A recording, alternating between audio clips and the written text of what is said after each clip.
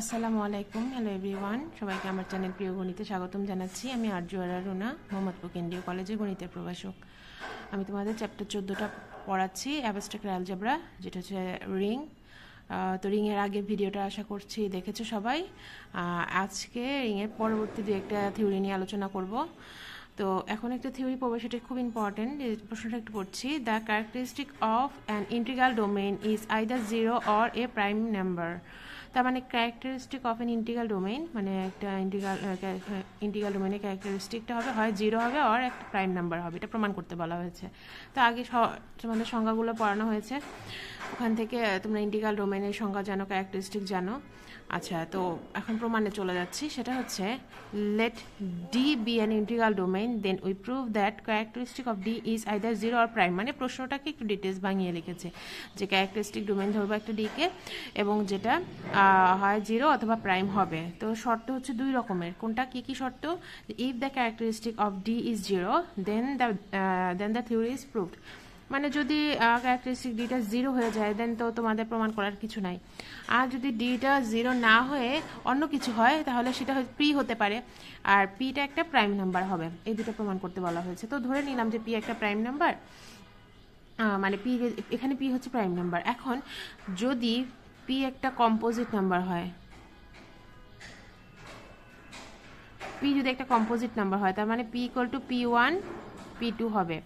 যেখানে এটা হচ্ছে P1, এখানে P1 আর P2 দুইটাই একের থেকে বড় হবে আর পি এর থেকে ছোট হবে। তার মানে কম্পোজিট নাম্বার হচ্ছে, ধরে নিলাম একটা পি যদি কম্পোজিট হয়, তার মানে কোনো প্রাইম নাম্বারের গুণফল হবে।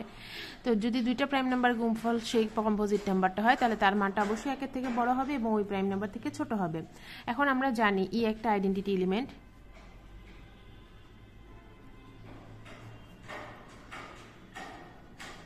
একটা identity element of additional group, মানে যোগের ক্ষেত্রে।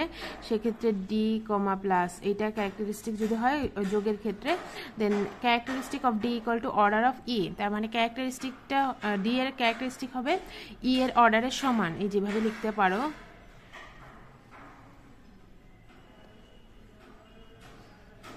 অফ ডি সমান সমান অর্ডার অফ ই। ঠিক আছে, তার মানে এই ক্যারেক্টারিস্টিক অফ ডি যদি পি হয়, সেটা হচ্ছে অর্ডার অফ ই। তো এর সাথে পি এর সাথে হলো ই যদি গুণ করি, মানে এখানে অর্ডার অফ পিটা ইটা 0 হয়ে যায়। এখানে পি এর মানটা যদি P1 P2 চিন্তা করো, তাহলে এটা কি হচ্ছে P1 P2 equal to 0। So equal to P1E যদি আলাদা করে দেই, P2E ইকুয়াল টু 0 হয় প্রথমটা 0, না হয় পরেরটা 0। সো এখানে 1 তো আর 0 হতে পারে না, তাহলে এটা হচ্ছে দুইটা ডিভিজর পাওয়া গেছে। যদি দুইটা ডিভিজর পাওয়া যায়, তার মানে সেটা নন জিরো ডিভিজর, তার মানে তারা কম্পোজিট হবে না। এটা একটা কন্ট্রাডিকশন হয়ে যাচ্ছে। তার মানে ডি ক্যারেক্টারিস্টিক অফ ডি এটা হচ্ছে অবশ্যই একটা কম্পোজিট নাম্বার হবে না। যদি কম্পোজিট না হয়, তাহলে এটা হচ্ছে একটা প্রাইম নাম্বার হবে। তো এটা হচ্ছে তোমাদের একটা প্রমাণ, যে কোনো একটা প্রথম প্রমাণটা হয়ে গেল। এরপর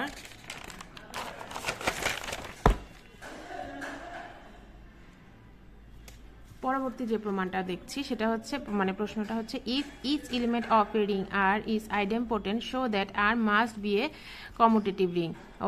what can you say about statement? আচ্ছা, এটা বলছে যে each element of a ring R is idempotent, তার মানে প্রত্যেকটা এলিমেন্ট হবে আইডেম্পোটেন্ট হবে, এটা প্রমাণ করতে বলা হয়েছে। এবং রিংটা অবশ্যই কমিউটেটিভ রিং হবে, এটাও প্রমাণ করতে বলা হয়েছে। এখন বলছে যে what can you say about statement, মানে তোমাদের এই যে এটার what can you say about, আচ্ছা এখানে একটু লেখা ভুল হয়েছে। অ্যাবাউট, এখানে অ্যাবাউট হবে the Converse of the above statement. এটা হবে, এখানে একটু লেখা হবে যে about what can say about the Converse of above statement, তার মানে তুমি কি বলতে পারো এই কনভার্স মানে এটার বিপরীতটা কি, স্টেটমেন্টটা কি সত্য হবে নাকি মিথ্যা হবে এটা প্রমাণ করতে বলা হয়েছে, বিপরীতটা। তো প্রথমে রিং আর কে আইডেম্পোর্টেন্ট ধরে নিয়েছো, এবং আইডেম্পোর্টেন্ট ধরে নেওয়ার জন্য যে এ একটা এলিমেন্ট আর হয় এবং এ প্লাস এটাও আর এর মধ্যে যদি থাকে, আইডেম্পোর্টেন্টের সংজ্ঞা অনুসারে আমরা জানি A square equal to A হবে। হ্যাঁ, এটা সংজ্ঞা থেকে আমরা জানি। তো A square equal to A যদি হয়, এর জায়গায় এ প্লাস এ বসালে A plus A whole square equal to A plus A লেখা যায়। আচ্ছা, এখন এটাকে A plus A into A plus A equal to A plus A এরকম লেখা যাচ্ছে। এখন আলাদা করে গুণ করে দাও, A plus A into A plus A into A equal to A plus A. এখন যদি গুণ করি, A square plus A square plus A square plus A square equal to A plus A. আর এ স্কোয়ারের মান হচ্ছে এ, মানে এই যে আইডেম্পোর্টেন্টের সংজ্ঞা অনুসারে A plus A equal to A plus A. তো এটাকে এ প্লাস 0 লেখা যায়। তো এক পাশ থেকে এ প্লাস এ বাদ দিয়ে দিলে এ প্লাস এ ইকুয়াল টু 0, তার মানে এ ইকুয়াল টু মাইনাস এ, এটা 1 নাম্বার। ঠিক আছে, তো সিমিলারলি এটার মতো করেই একই রকমভাবে যদি এরকম করো, A plus B whole square equal to A plus B, তো এটাকেও ওইভাবে লিখতে হবে, A plus B into A plus B equal to A plus B. আগেটার মতো যদি গুণ করি, তো A plus B into A plus B into B equal to A plus B. গুণ করে দিলে হয় A square plus A B plus B square. দেখে A B R B A এগুলো যদি আলাদা করে রাখি, এ স্কোয়ারের ভ্যালু যদি এ মানে বসাই দিই, এ স্কোয়ার ইকুয়াল টু এ স্কোয়ারের মান হচ্ছে এ প্লাস বি স্কোয়ার মান হচ্ছে বি প্লাস এ বি, এখানে এ বিও লেখা যায় বি এও লেখা যায়। সো আচ্ছা, এখানে বি এ লিখি, এটা হলো বি এ, এটা A B plus B A equal to A plus B. তাহলে এখান থেকে এ প্লাস বি যদি চলে যায়, তাহলে আমি লিখতে পারবো, বিপাশ থেকে যদি এ প্লাস বি চলে যায়, তাহলে আমি লিখতে পারবো A B plus B A equal to 0, left cancellation law. তাহলে এখান থেকে লেখা যায় যে A B equal to minus B A. তাহলে এখান থেকে A B equal to minus B A, তাহলে A B equal to B into minus A, আর একটু আগে দেখলাম A equal to minus A 1 নম্বর সমীকরণ থেকে। তাহলে এখানে বসাই দিলে A B equal to B এ লেখা যায়। তাহলে এটা হচ্ছে কমিউটেটিভ রিং, এটা হচ্ছে COMMUTATIVARING। ঠিক আছে, মানে এইটা প্রমাণ করতে পারা মানে সে কমিউটেটিভ রিং হয়ে গেছে। আচ্ছা, যদি হয় আর বলছে থার্ড প্রশ্ন হচ্ছে এটার কনভার্স স্টেটমেন্টটা কি ট্রু হবে না, কনভার্সলি ট্রু হবে না, because the ring Z of all integer is commutative ring but each of the element is not an idempotent. ঠিক আছে, মানে প্রত্যেকটা এলিমেন্ট এই জেড এর জন্য কমিউটেটিভ রিং প্রমাণ করা যাবে, কিন্তু সে আইডেম্পোর্টেন্ট হবে এটা প্রমাণ করা যাবে না। সো এটা হচ্ছে আরেকটা সূত্রের প্রমাণ। এখন এটা একটা প্রমাণ গেল, এবং লাস্ট যে প্রমাণটা দেখব, লাস্ট প্রমাণটা হচ্ছে এটা, হোয়াট ইজ জিরো ডিভিজর সংজ্ঞাটা বলতে বলছে, এবং বলছে show that a field has no zero divisor other than 0।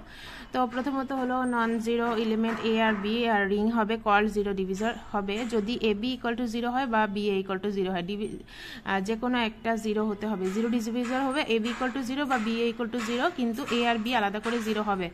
তার মানে কি এখানে হচ্ছে A is not equal to 0 আর B is not equal to 0, সেই ক্ষেত্রেই এ বি ইকুয়াল টু 0, অথবা এ বি ইকুয়াল টু 0 হবে কখন, where A is not equal to 0 আর B is not equal to 0। So F যদি একটা ফিল্ড হয়, এফ এর ফিল্ডের থেকে এ আর বি দুইটা এলিমেন্ট নিলাম আমরা।